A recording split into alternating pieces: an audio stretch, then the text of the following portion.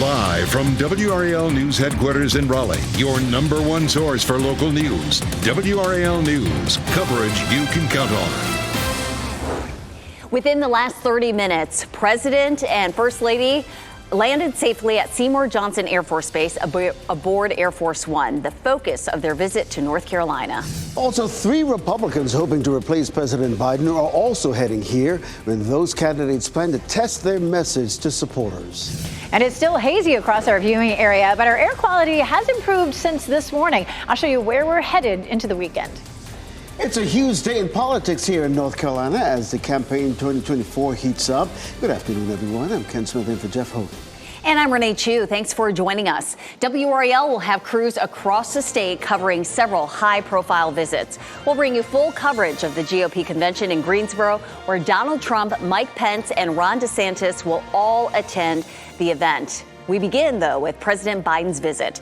WRAL was in Goldsboro this morning when the president and first lady arrived there around 11:30 this morning at Seymour Johnson Air Force Base.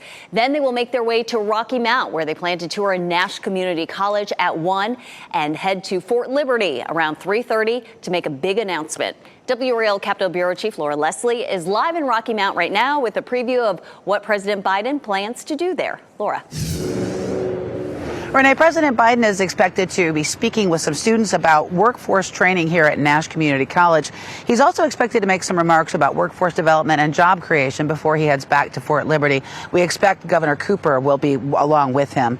Biden's stop here is one of, as you were saying, 4 presidential campaign visits to the state today and tomorrow. Later today, Florida Governor Ron DeSantis will appear at the state Republican convention in Greensboro. And tomorrow, former President Donald Trump and former Vice President Mike Pence will speak at that same convention. A National Democratic Party chairman, Jamie Harrison, spoke to reporters just minutes ago, contrasting the president with the 3 Republican candidates. While these MAGA extremists are really laser focused on trying to take our country backwards, taking away healthcare decisions from women, choosing the NRA over our kids, banning books, the counter is President Biden. He's been hard at work delivering results on the issues that matter the most to the American people. And North Carolina is one of the biggest swing states in the country. In 2020, the state voted for a Republican for president and a Democrat for governor. So it's very much up for grabs. Now, if it feels like an early start for presidential campaigns, it kind of is, right? We're still 17 months out from the election. But you have to remember President Biden and Vice President Kamala Harris have made several trips and visits to North Carolina over the last couple of years. And former President Donald Trump was here last fall campaigning for candidates. It's likely that we'll see a whole lot more of all of them in the weeks to come. It's a sign of our state's importance on the campaign trail here. Laura Leslie, live in Rocky Mount. Former President Trump is also headed to the Tar Heel State this weekend, despite the historic indictment by a federal grand jury. This is linked to his handling of more than 100 classified documents that were discovered last year at his Mar-a-Lago resort in Florida. Now, moments before we came on the air, we learned that the case initially will be handled by Judge Eileen Cannon. She was nominated to the bench by Trump in 2020. NBC's Bree Jackson explains what we know about this indictment. This marks the first time in U.S. history that a former president has been indicted on federal charges. NBC News has learned that at least one of the charges that former President Trump faces is related to the Espionage Act. Mr. Trump, can we have Former President Trump indicted on 7 criminal charges in connection to more than 100 classified documents seized from his Florida estate. Trump claiming innocence in this video posted online. I did nothing wrong, and we will fight this out just like we've been fighting for 7 years. The indictment is sealed, but 2 sources briefed on the matter say charges include false statements. His legal team says there's at least 1 charge related to the Espionage Act. We'll see the indictment sometime between now and Tuesday afternoon, and we think that's the only indictment that we're facing. A spokesperson for the special counsel declined to comment on the case. Experts say let the legal process play out. It's not enough that you have a strong case. It is also important that the public understand that this is not selective prosecution, that this is not somebody who's singled out. Trump allies are weighing in. On Twitter, House Speaker Kevin McCarthy called the indictment a dark day for the United States of America. GOP presidential challengers are also defending the frontrunner. What we've seen over the last several years is the weaponization of the Department of Justice against the former president. Trump insists the charges are politically motivated. They're trying to destroy a reputation so they can win an election. This marks the second time the former president has been indicted since he left office. And former President Trump is set to appear in a federal court in Miami on Tuesday. In Washington, Bree Jackson, NBC News. Well, Republican officials here in North Carolina say Trump is still planning to speak at the state GOP convention in Greensboro tomorrow. Former Vice President Mike Pence and Florida Governor Ron DeSantis are also expected to address that convention. Now, experts say their appearances show just how important North Carolina is for candidates to test their message with voters. Now, coming up at 12:30, NC Capitol reporter Will Doran will give us some insight into what voters could hear. Hazy skies are with us again today. Our air quality varies across the area right now. Meteorologist Elizabeth Gardner is in the WRAL Severe Weather Center tracking how much improvement we're making in terms of the air getting back to safer levels. Elizabeth. Early this morning, we had a code red air quality alert for parts of the Triangle area, Wake County into Franklin County. And of course, that back down to code orange. Right now, the number is 123. It looks like we could drop down to 101. And this, of course, is particles per million in the atmosphere per cubic meter. Our air quality alert has changed a little bit this morning. Earlier, we had code yellow for everybody except for here in Wake County, and the Department of Air Quality has added a number of additional counties north and east of the Triangle area where we continue to have some lingering code orange air quality. And of course, that means that it's dangerous for children, the elderly, sensitive groups. If you have asthma or any lung problems, those are the folks that are going to have the potential to have some issues with our air quality today. You can see this is a look at our current map, and a lot of folks are seeing the yellow right now, but of course we're continuing to see that code orange forecast is exactly where we're seeing some code orange air quality too, right here in Wake County, up through Franklin County, up the I-85 corridor, and over toward Roanoke Rapids. So that's where we're seeing it right now. Earlier this morning, again, as I mentioned, we had some code red from, say, Raleigh to Garner up toward Lewisburg, but that has mixed out of the atmosphere a little bit, and it's been downgraded to code orange. So that means most folks will be fine today. It's just the sensitive groups need to take it easy. Very hazy here at the airport, as you can see. Our temperature is 76, so it's still a very mild day today. We've had our wind lightly coming out of the north. Of course, that continues to push the smoke into our area, but it's also added some dry air into the mix, so our humidity is nice and low, and our high temperature of 81 this afternoon is below normal, which is in the mid-80s. Now, we could see temperatures bouncing above normal by Sunday. As a matter of fact, Sunday could be the hottest day that we've seen so far this year. I'll explain coming up. Elizabeth, thanks. Well, Canada is seeing its worst ever start to wildfire season with fires across much of the country, which is creating hazardous smoky conditions here in the U.S. Aerial footage from the British Columbia Wildfire Service showed red glow of flames across hilltops, filling the sky with dark smoke. An increase in fire activity is expected with a stronger winds forecast, which in turn would hamper firefighting efforts. Firefighters from as far away as Africa are headed to Canada to help relieve the exhausted Canadian crews. Now, if you're flying out for the weekend, be prepared for the possibility of more flight delays. You're looking live at RDU. We just checked for you. Only a few delays right now. But within the last 2 hours, the FAA tweeted that thunderstorms could cause delays for flights in and out of New York, Boston, Philadelphia, and D.C. This weekend, the flights most likely to be affected by the haze would be to and from the Midwest as the smoke heads that way. Well, Durham police are searching for a person wanted for a stabbing. This incident happened around 8:30 in the 2800 block of North Roxborough Street. Officers found a man with life-threatening injuries. He was taken to Durham Area Hospital for treatment. His name and condition have not been released. Police say this appears to be an isolated incident. Tributes are growing for three sisters killed in a car crash in Moore County. Family and friends gathered in Southern Pines last night to release balloons in memory of Gloria McCrimmon, Cheryl Medlin, and Viola Singletary. Family members say the three were on their way to Fayetteville to pick up a truck on Wednesday when another car hit theirs head-on. State troopers say the driver of that car also died. A fifth person was seriously hurt. Next at noon, the man who was last seen with 18-year-old Natalie Holloway faces a judge. A preview of what will happen inside an Alabama courtroom later today. Also, remember this scene from Asiana Airlines flight last month? We'll hear from the man who was sitting next to the passenger who opened that emergency exit door. And today, North Carolina is hosting a presidential visit. President Biden and the First Lady landed at Seymour Johnson Air Force Base about 40 minutes ago. Still to come, a big announcement planned for the president's stop at Fort Liberty later this afternoon. Download the new WRAL streaming apps on Roku, Fire TV, Apple TV, and Android TV.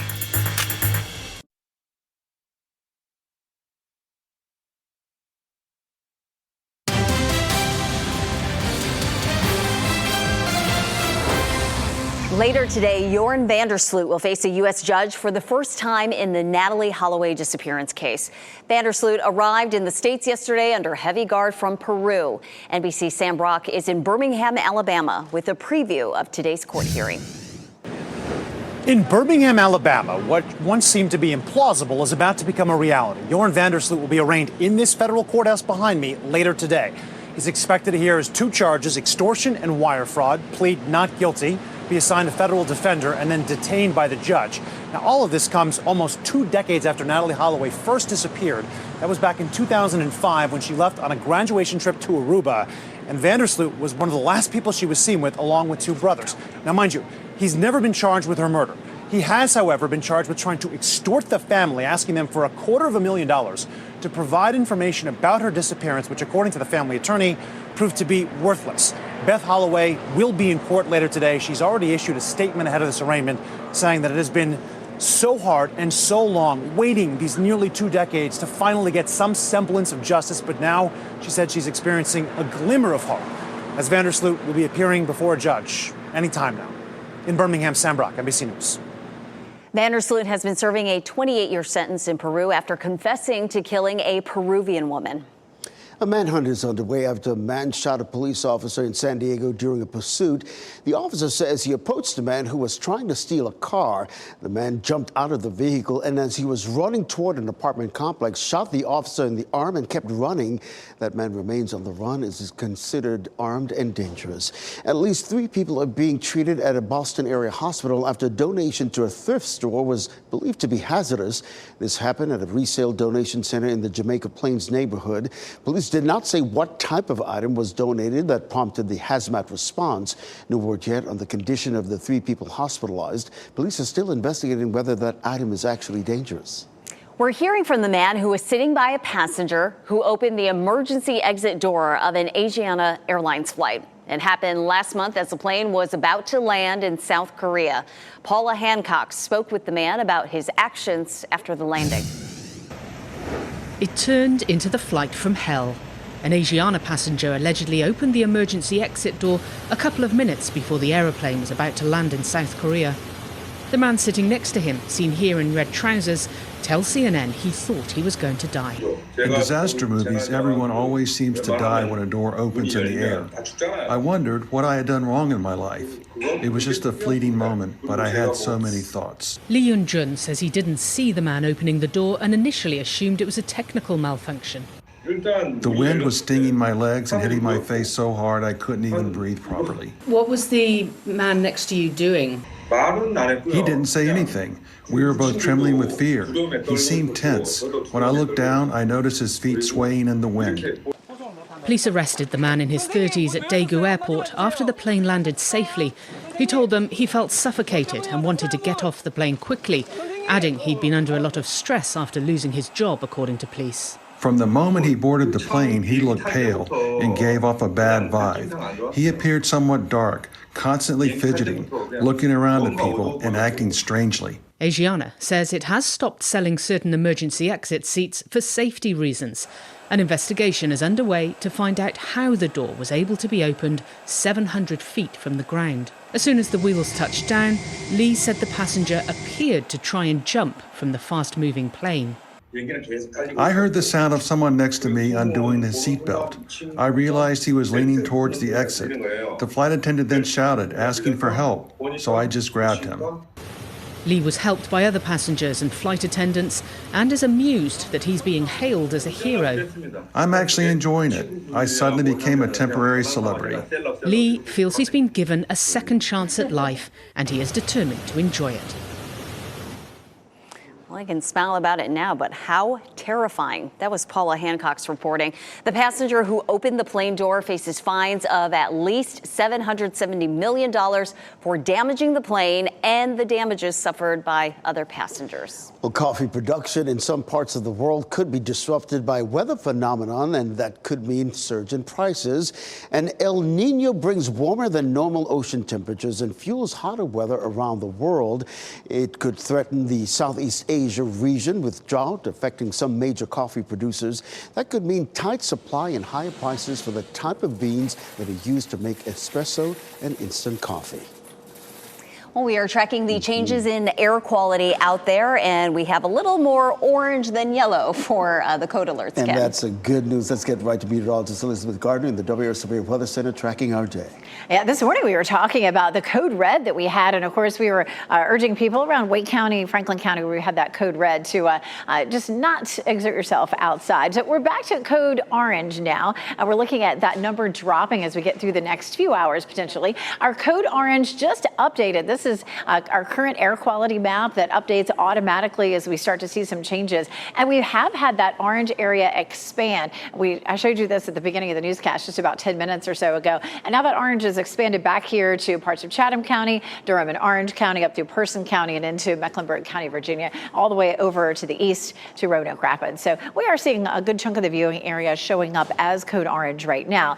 The forecast was also expanded, especially north and east of the Triangle area. This is what it looks like now. Earlier this morning, it just included Wake County, and now it includes Johnston County and all the counties northward as you head all the way up through Northampton County. Now, of course, we are seeing some code orange back here across parts of Chatham County as well as Durham and Orange County. So no matter where you are, we're going to be fluctuating between orange and yellow. So the best thing to do is just to, use some common sense. If you or some of your family members are in that sensitive group, young children, elderly, or people with asthma or other respiratory issues, just want to take it easy and not exert yourself outside this afternoon. We also have, lots of code yellow. Code yellow we see pretty regularly in the summer when we have hot, hazy days. It's just an indication that there is some pollution in the atmosphere, but it's not at a level that's likely to harm people. Here's a look at what's happening. We still have our wind coming out of the north. If we didn't have all this smoke, it would actually be a pretty nice day today. Low humidity, pleasant temperatures.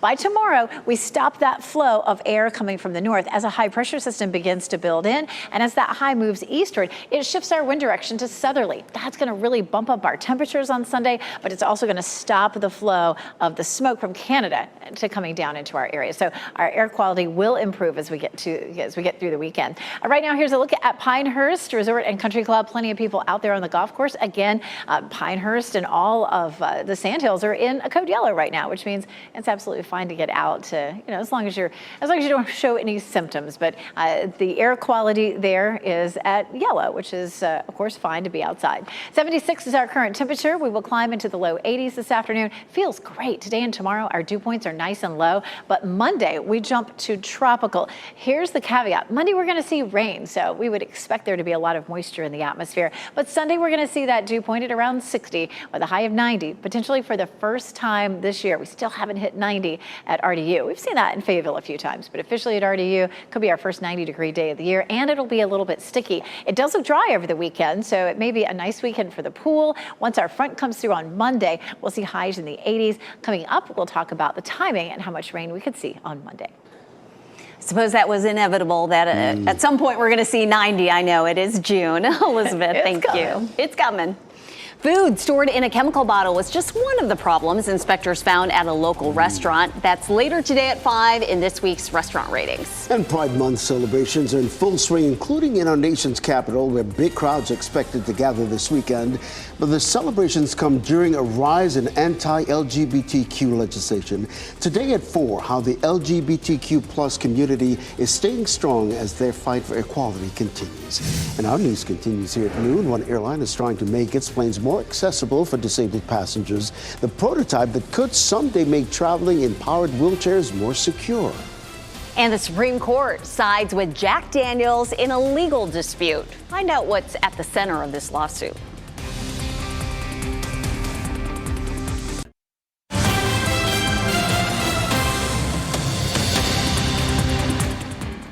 Happening right now in the WRAL Live Center, we have an update to a story we brought you just about 10 minutes ago. Joran Vandersloot has pleaded not guilty in U.S. federal court to charges that in the alleged extortion of the mother of Natalie Holloway. That was the American teenager who disappeared in 2005. He was indicted in 2010 on federal charges of extortion and wire fraud in connection with a plot to sell information about the whereabouts of Holloway's remains in exchange for $250,000.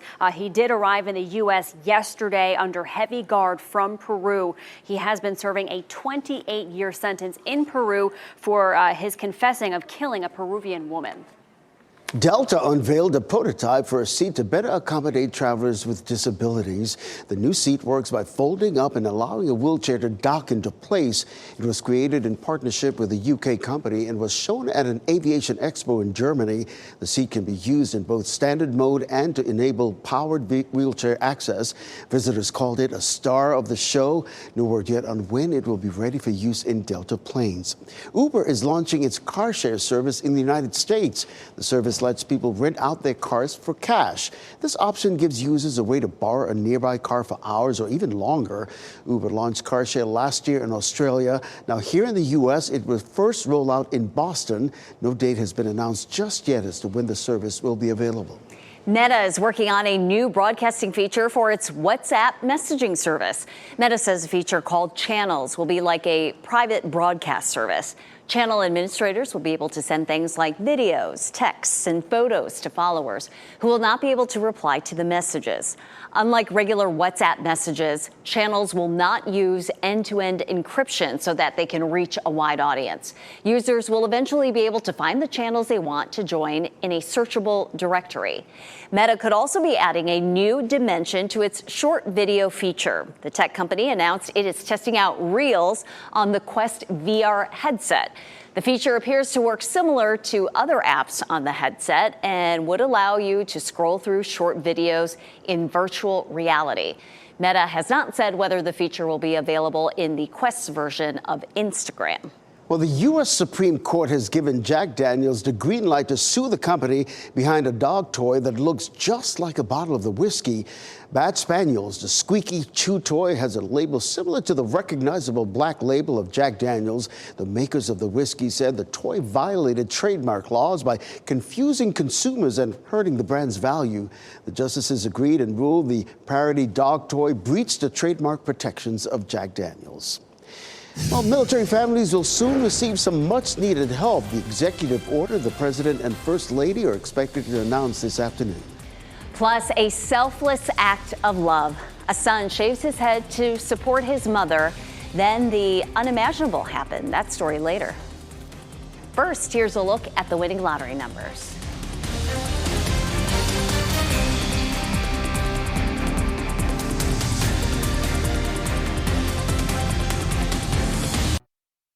Shot in 4K ultra high definition. Your number one source for local news. WRAL News. Coverage you can count on. At the top of the hour, we told you about President Biden's visit to Rocky Mount, where he's expected to tour Nash Community College in less than 30 minutes. Then the Bidens will head to Fort Liberty around 3:30 this afternoon. The president and first lady will be announcing a new executive order on post today. Favorite reporter Gilbert Bays explains the focus of that executive order. Well, first of all, I got to get used to this sign saying Fort Liberty. I've been here for 44 years, so I'm going to have to make a little adjustment. And during that time, I have covered a number of presidents who have visited here, President Clinton, both Bushes, and President Obama as well. Anytime a president comes here, security is extra tight. To give you an example, photojournalist Keith Baker had to be here on post at 9 o'clock this morning to get his equipment in place for an event that's going to happen later this afternoon. Let's talk about today's visit and the reason that the First Lady and president are coming here. They're here to announce a new executive order. It's called the Joining Forces Initiative. It will be focusing on hiring and retaining military family members in the federal government workforce. Now, that initiative also aims at helping military spouses obtain jobs outside the federal government and offer a little bit more extra care and access to child care. We will be escorted on the post to the Hercules Physical Fitness Center in about 1 o'clock or so, a little less than a half hour. And that's where the president and first lady will be making their remarks. We will have all of that for you and report on it in our later newscast. Reporting here at Fort Liberty, Gilbert Bays, WRAL News. 3 big names in the race for the Republican presidential nomination are headed to Greensboro today. Former President Trump, former Vice President Mike Pence, and Florida Governor Ron DeSantis plan to speak at the North Carolina GOP convention. It's the first time all 3 will be in the same place as presidential candidates. NC Capitol reporter Will Doran joins us now with what this means for the upcoming election. Will, this is the first time that these candidates are all in one place. What do we expect DeSantis to say tonight? So, as many people, many Republicans know, former President Trump has made a habit of really attacking DeSantis, calling him nicknames, downplaying his record as governor. DeSantis, on the other hand, he's going to have to take a little bit more measured approach. Maybe not criticizing Trump by name, because frankly, many Republicans still like Trump, and DeSantis wants those voters to vote for him. Now, Trump won North Carolina 2016 and 2020. And so we're expecting to hear DeSantis talk about his own record as governor in Florida and, his efforts to combat what he calls woke ideology in schools and universities down there.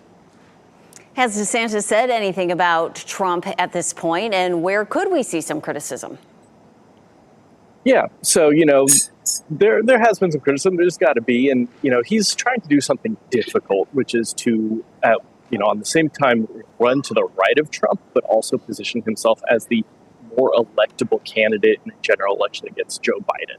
So that can be tricky, but, for instance, he's criticized Trump for not going far enough on border security. He's criticized him over his support of COVID vaccines. And he's pointed out that Trump once called for raising the age for Social Security.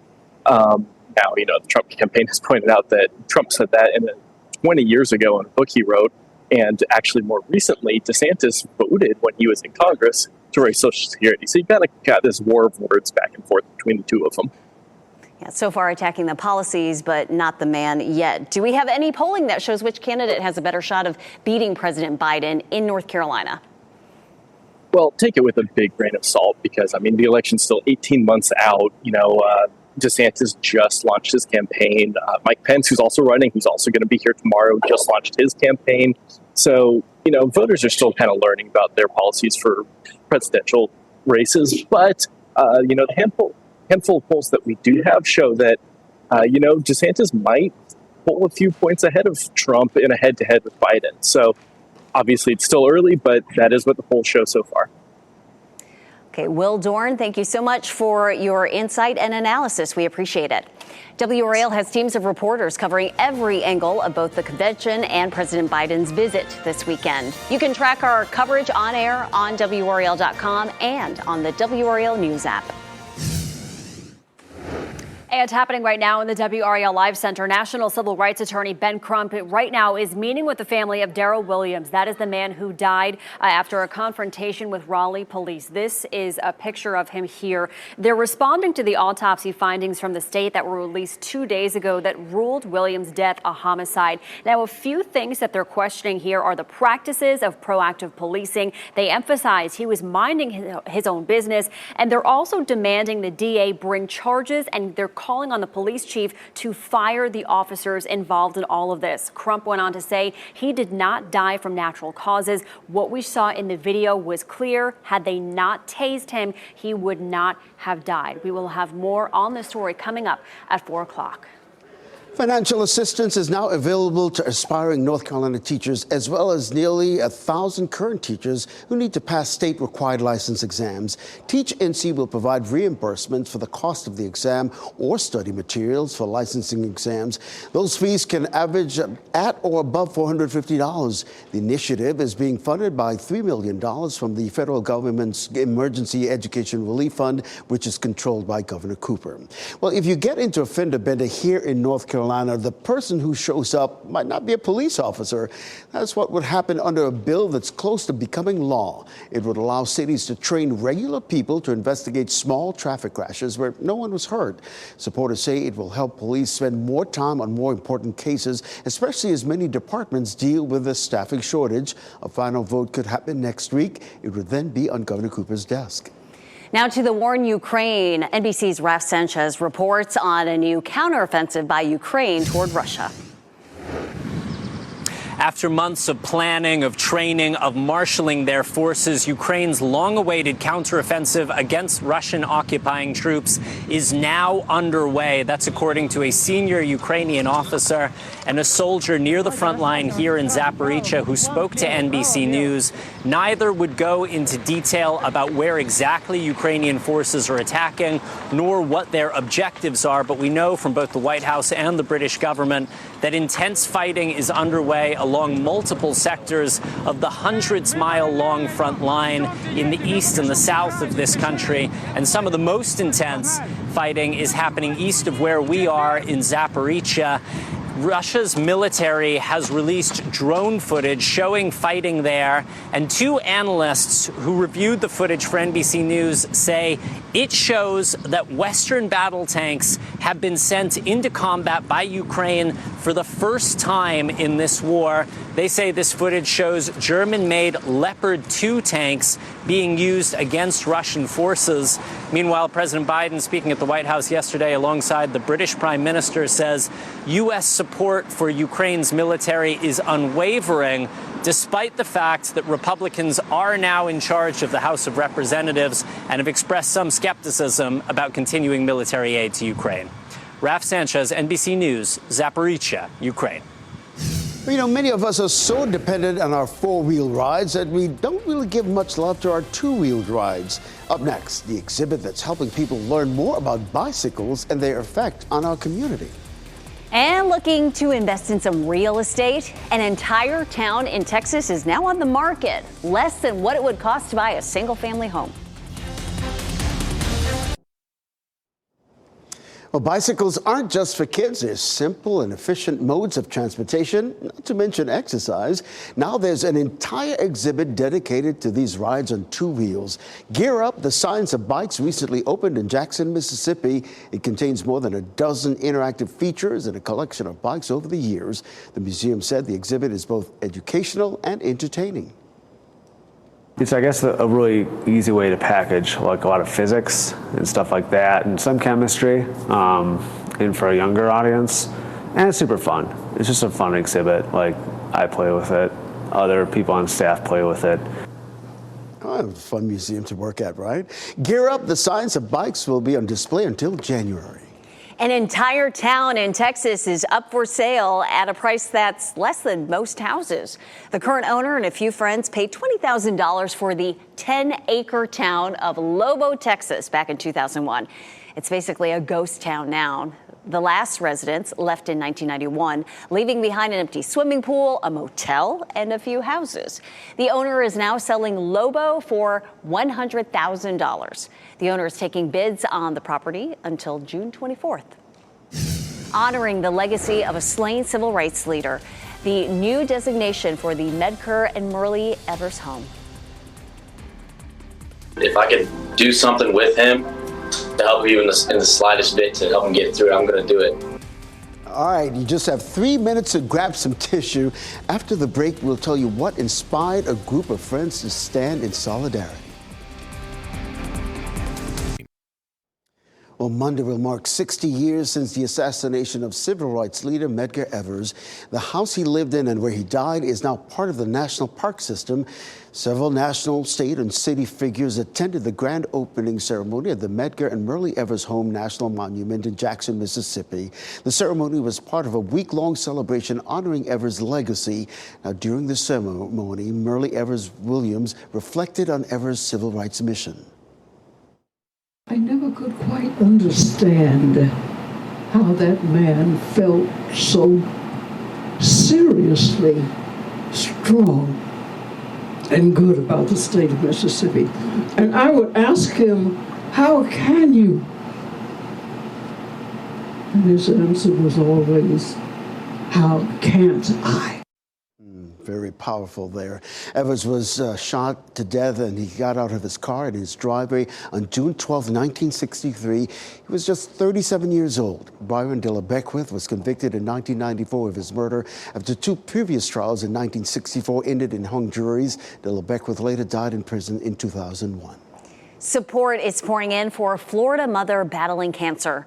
Her son decided to shave his head to support his mother, who lost her hair while receiving chemo treatments. Jose Diaz-Balart spoke with the 15-year-old about his unexpected surprise.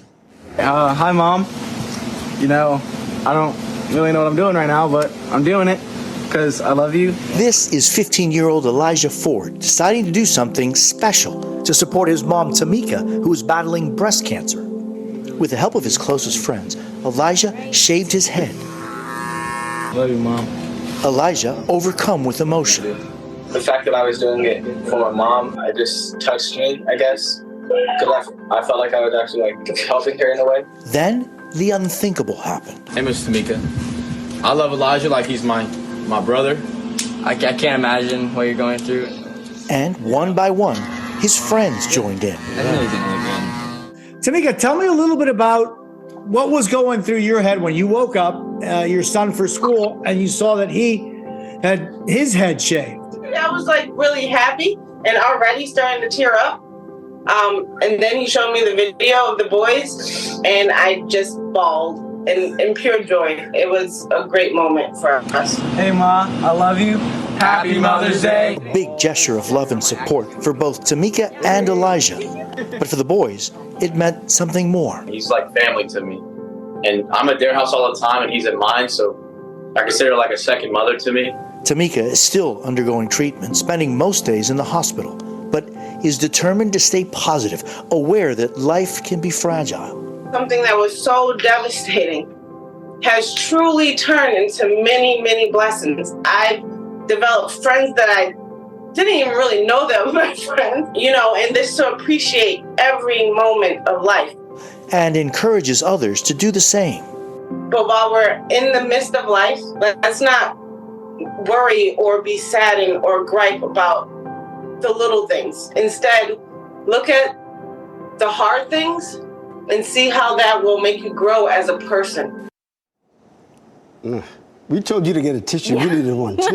We're going to need one. Man. Oh, just that love and support that those friends are showing, and for the son too. It's a beautiful thing. And for those who are on their cancer journey, there are blessings along the way, we hope. And it's those dark times you know who your friends are.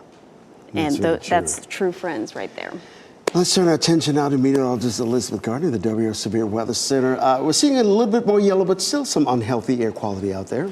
Yeah, it's hard to follow that story, isn't it? Oh, that was amazing.